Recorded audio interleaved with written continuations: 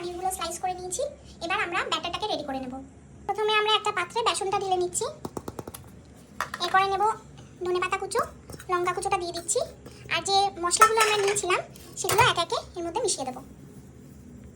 অল্প একটু চিনি অ্যাড করব জাস্ট স্বাদের জন্য।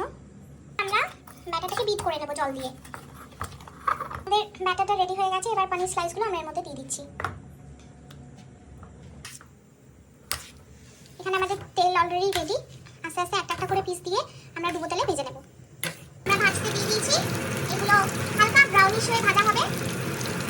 একটা দিক ভাজা ভাজা হয়ে গেছে, আমি উল্টে দিলাম এগুলোকে। আর একটু ব্রাউনিশ হবে, তারপরে আস্তে আস্তে তুলে নেব। একদম লাল লাল হয়ে ভাজা হয়ে গেছে। এবার আমরা তুলে নেব একটা একটা করে। এখানে টিস্যু পেপার দিয়ে নেবে যাতে এক্সট্রা তেলটা অ্যাবজর্ব করে নেয়। চলো, এই দেখো আমাদের চটজলদি পনির পকোড়া রেডি।